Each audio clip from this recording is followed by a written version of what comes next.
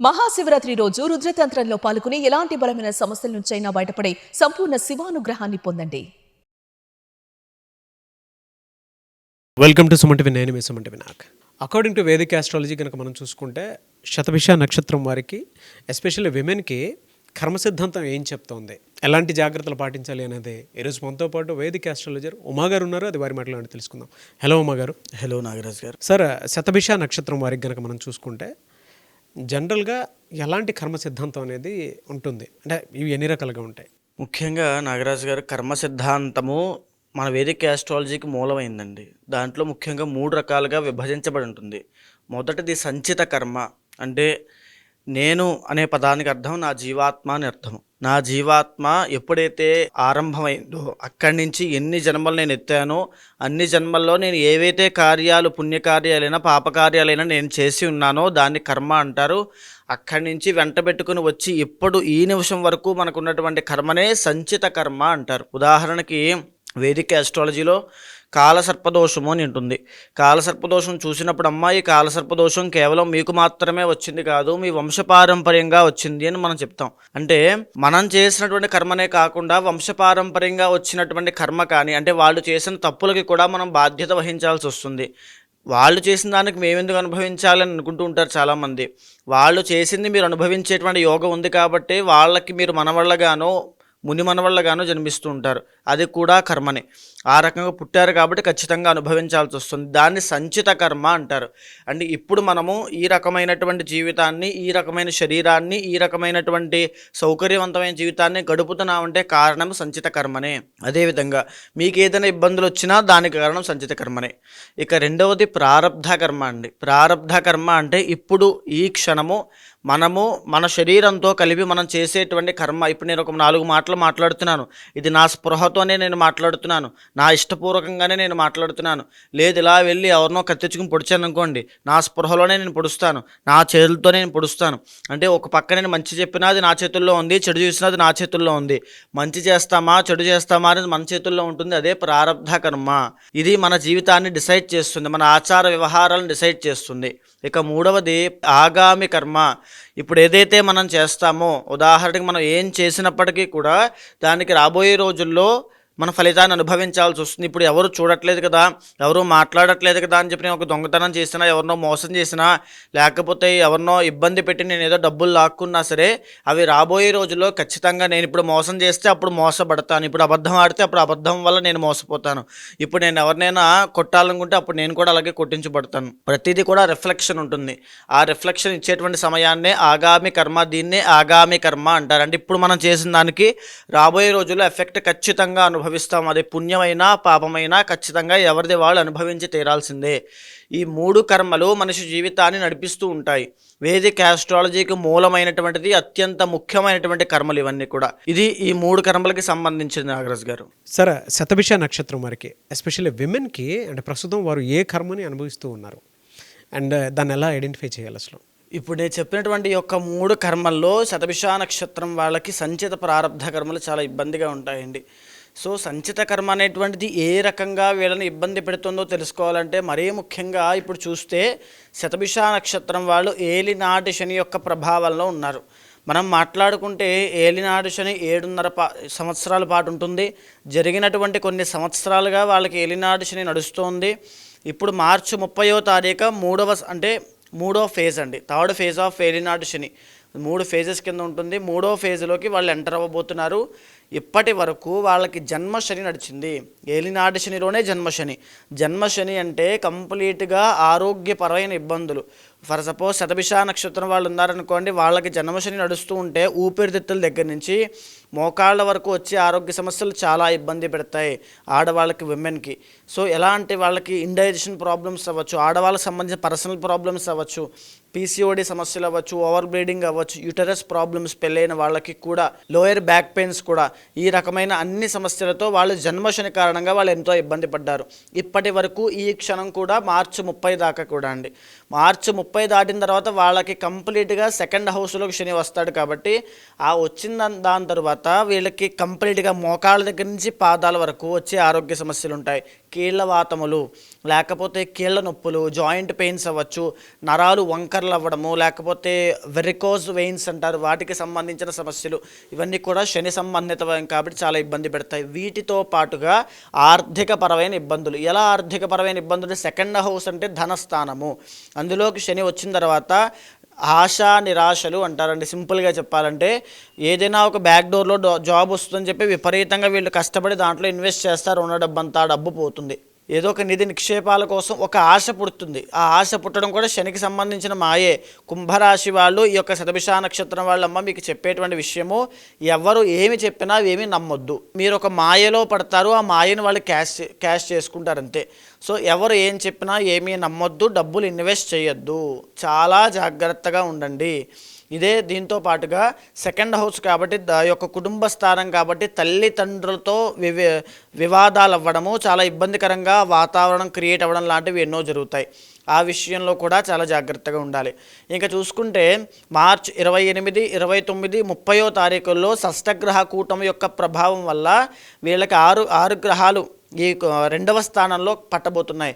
మీరు చూడండి, 2వ స్థానంలో శని మాత్రమే పడితేనే ఇవన్నీ చెప్పాను. 6 గ్రహాలు 2వ స్థానంలో పడితే ఆర్థికపరమైన ఇబ్బందులు, ఒక్కసారిగా ఆర్థికంగా స్తంభించిపోవడము, ఎంత పెద్దవారైనప్పటికీ కూడా ఆర్థికంగా స్తంభించిపోవడం అనేటువంటి జరుగుతుంది. దీంతో పాటుగా 8వ స్థానంలో కూడా కేతు యొక్క సంచారం నడుస్తూ ఉంటుంది కాబట్టి మానసికంగా యాంగ్జైటీ కానీ, డిప్రెషన్ కానీ, లేకపోతే ఆ యొక్క ఓవర్ థింకింగ్ ప్రాబ్లం కానీ తీవ్రతరం అవ్వడము.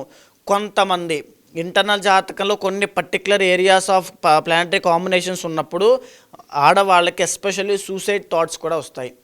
అంటే వాళ్ళని వాళ్ళు ఇంకా క్విట్ అయిపోదాం అన్నటువంటి ఫీలింగ్లోకి వెళ్ళిపోతారు, వాళ్ళకి తెలియదు. అది శని యొక్క ప్రభావం కాబట్టి చాలా జాగ్రత్తగా ఉండండి అమ్మా. ఇంటర్నల్ జాతకంలో కనుక మీ దశ అంతర్దశలు బాగాలేకపోతే వాటికి సంబంధించిన పూజలు చేయండి. ఆ పూజలు చేస్తే మిమ్మల్ని కాపాడుతుంది. ఆ గ్రహాలు అంత ఇబ్బంది పెట్టవు, ఆ కర్మ అనేటువంటి తగ్గుతుంది. దీంతో పాటుగా ఇప్పుడు ఈ నడిచేటువంటిదంతా కూడా దేనివల్ల నడుస్తోంది అంటే ఇప్పుడు నేను చెప్పినటువంటిది కర్మ. ఏ కర్మ సార్ వీళ్ళకి ప్రస్తుతం? సంచిత కర్మ అండి. సంచిత కర్మ వల్ల వచ్చేటువంటి ప్రారంధ కర్మ. అది ఎలాగా అంటే సంచిత కర్మ వల్ల వీళ్ళకి ఆరోగ్య సమస్యలు, జన్మశని వచ్చాయి. ఆ ఆరోగ్య సమస్యలు వచ్చాయి, దానికి ప్రారంధ కర్మ ఏం చేస్తుందంటే వీళ్ళ ఆరోగ్యం మీద శ్రద్ధ పెట్టనివ్వకుండా చేస్తుంది. ఆ ఆరోగ్యం మీద శ్రద్ధ పెట్టేటువంటి సమయంలో ఎన్నో పనులు, ఆటంకాలు, వాటి మీద నిశ్రద్ధ, ఆ యొక్క అజాగ్రత్త అన్నీ కూడా వీళ్ళకి అనుకోకుండా వచ్చేస్తాయి. 2 రోజుల్లో హాస్పిటల్కి వెళ్తే అది తగ్గుతుంది అనుకుంటే 2 రోజుల్లో ఖచ్చితంగా పని వస్తుంది. 3వ రోజున వెళ్తారు, అప్పటికే అది తీవ్రం అయిపోతుంది. ఇదే జరుగుతుంది వాళ్ళ జీవితంలో. ఇది ప్రారంధ కర్మ. ఏదో ఒక పని రావడం, హాస్పిటల్కి వెళ్ళలేకపోవడం ప్రారంధ కర్మ. ఆ సమస్య రావడం సంచిత కర్మ. ఈ రకంగా వాళ్ళకి ఇబ్బందులు రాబోయే రోజుల్లో కూడా ఇది ఆర్థిక పరంగా వస్తాయి, చాలా తీవ్రం అవుతాయి. వెరీ కేర్ఫుల్గా ఉండండి. ఇంటర్నల్ ఈ యొక్క కర్మ అనేటువంటిది ఎందుచేత వస్తుంది అంటే మనం చేసుకున్న కర్మ వల్ల. అది శని యొక్క శని కర్మకారకుడు ప్రతినిధి కాబట్టి శని మనల చేత అనుభవింపజేస్తున్నాడు. ఎలా సార్ అంటే వీరికి ఇయర్ మొత్తం చూసుకుంటే 2025లో ఏ మంత్ నుంచి ఏ మంత్ వరకు వీళ్ళకి నెగిటివ్ పీరియడ్ ఉండే అవకాశం ఉంటుంది, పాజిటివ్ పీరియడ్ ఉండే అవకాశం ఉంటుంది? ఈ వారము కానీ, ఈ మాసము కానీ, రాబోయే మార్చ్ కానీ వీళ్ళకి ఏ గ్రహాలు అనుకూలించట్లేదు. మనం మొన్న మాట్లాడుకున్న వార ఫలితాల్లో అయినా, మాస ఫలితాల్లో అయినా కుంభరాశి వాళ్ళకి ఎన్ని గ్రహాలు యోగిస్తున్నాయని శతభిష నక్షత్రం వాళ్ళకి ఓన్లీ 1 ప్లానెట్ శుక్రుడు మాత్రమే యోగిస్తున్నాడు. అవుట్ ఆఫ్ 9 1 ప్లానెట్ మాత్రమే యోగిస్తుందంటే వాళ్ళ యొక్క స్థితి ఎంత క్రిటికల్గా ఉందో ఆలోచించండి. ఇంటర్నల్ జాతకంలో దోషాలున్న వాళ్ళు అష్ట కష్టాలు పాలవుతారు. అదేవిధంగా ఈ మార్చి 30వ తారీఖు వరకు ఈ యొక్క దశలు ఇంచుమించుగా ఇలానే ఉంటాయి. చాలా జాగ్రత్తగా ఉండాలి. మార్చి 30వ తారీఖు దాటిన తర్వాత కాస్త ఉపశమనం పొందే అవకాశాలు ఉంటాయి. ఎందుకంటే 3వ స్థానంలోకి వెళ్తారు కాబట్టి కాస్త ఉపశమనం పొందే అవకాశం ఉంటుంది. ఈ యొక్క కుంభరాశి వాళ్ళకి, ఈ యొక్క శతభిష నక్షత్రం వాళ్ళకి 5వ స్థానంలోకి గురుడు రాబోతున్నాడు మే 15వ తారీఖు తర్వాత. ఆ తరువాత వీళ్ళకి కాస్త డబ్బు విషయంలో ఉపశమనం పొందే అవకాశం ఉంటుంది. డబ్బు చేతికి అందడము, ధన ఆదాయం పెరగడము, కాస్త పేరు ప్రఖ్యాతులు మళ్ళీ. ఎందుకంటే ఇప్పటిదాకా పడ్డారు కదండి. ఇంకో విషయం మీరు బాగా గమనించండి. ఇందాకనే మొదట్లో చెప్పినటువంటిది, ఈ సమయంలో ఆశా నిరాశలు, మీరు ఎక్కడ డబ్బు ఇన్వెస్ట్ చేస్తారో అది నష్టపోతారు. ఇక్కడ చూడండి, మే 15వ తారీఖు మీకు డబ్బులు చేతికి అందుతాయి. వచ్చిన డబ్బుని సద్వినియోగం చేసుకోండి, సేవ్ చేసుకునే ప్రయత్నం చేయండి. మీ దగ్గర ఖచ్చితంగా నిలబడదు, అయినా సరే సేవ్ చేసుకోండి, లేకపోతే తీవ్రమైన నష్టాలు మీకు వస్తాయి. ఈ మాట మాత్రం వాస్తవము. డబ్బులు నిలబెట్టుకోలేకపోతే కంప్లీట్గా నష్టపోతారు జీవితంలో. అదే మీ పెద్ద తప్పు అవుతుంది. కాబట్టి అది గుర్తుపెట్టుకోండి. అది ఎప్పటి వరకు ఉంటుంది? అక్టోబర్ దాకా మాత్రమే యోగం ఉంటుంది. అక్టోబర్ తర్వాత మళ్ళా గురుడు కర్కాటకంలోకి వెళ్ళిన తర్వాత ఆ బలం కూడా పోతుంది. అప్పటి నుంచి రమ్మన్నా డబ్బులు రావు. అక్కడ మొదలవుతుంది అసలైనటువంటి ఏలినాటి శని యొక్క ప్రభావం వల్ల పడే తిప్పలేమిటో, ఆ బాధ ఏమిటో అక్కడి నుంచి వీళ్ళు చూస్తారు. ఓహో, జరిగిన నా 6 నెలలుగా వచ్చిన డబ్బుల్ని సద్వినియోగం చేసుకోలేదు కాబట్టి ఇప్పుడు ఇబ్బంది వస్తుందనే బాధ అప్పుడు తెలుస్తుంది. మే 15 తర్వాత వచ్చే గురుబలాన్ని ఉపయోగించుకోండి, లేకపోతే చాలా ఇబ్బందులు వస్తాయి. సో వీళ్ళకంటే ఏ వారంలో ఏది రెమెడీగా చేసుకుంటే బాగుంటుందంటారు? మరీ ముఖ్యంగా ప్రతి శనివారము వెంకటేశ్వర స్వామి యొక్క ఆరాధన ఖచ్చితంగా చేయాలి. అదేవిధంగా శని భగవానుడికి నల్ల నువ్వుల నూనెతో అభిషేకం చేస్తే కనుక కాస్త ఉపశమనం పొందుతారు.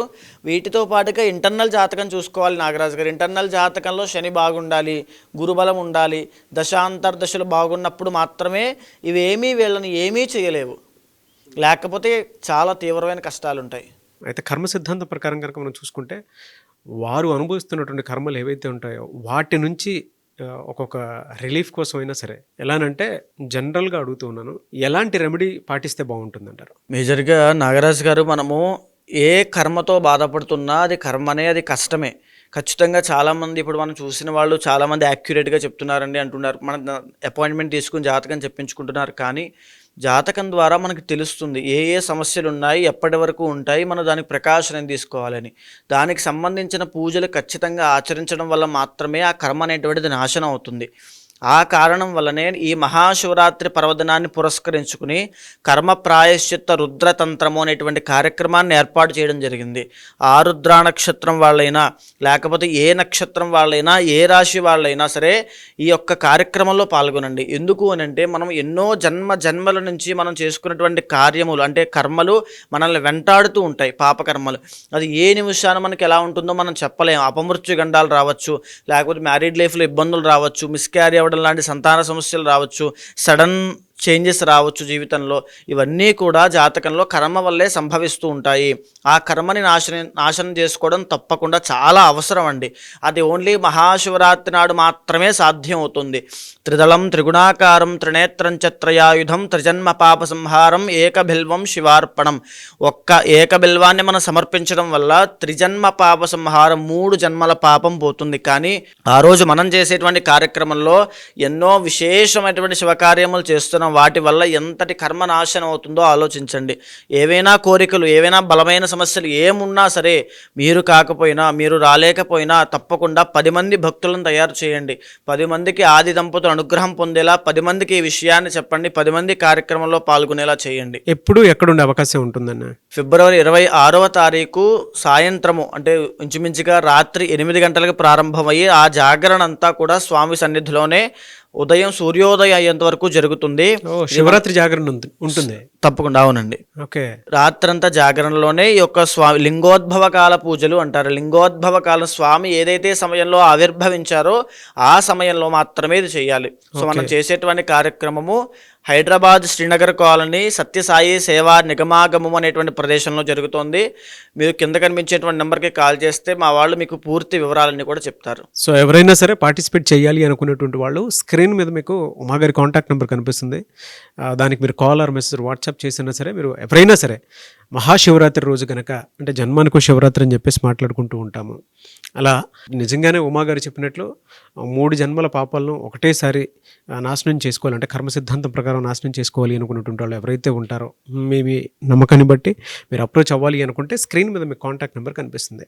శ్రీనగర్ కాలనీ సత్యసాయి నిగమాగమము. సో అక్కడ ఉంటుందన్నమాట అకేషన్ అంతా. ఎవరైనా ఎన్రోల్ చేసుకోవాలనుకుంటే వెంటనే స్క్రీన్ మీద కనిపిస్తున్న నెంబర్ సంప్రదించండి. Thank you so much Uma గారు. థ్యాంక్ యూ అండి. సుమన్ టీవీలో మీ పర్సనల్ అండ్ బిజినెస్ ప్రమోషన్స్ కోసం కింది నెంబర్కి కాంటాక్ట్ చేయండి.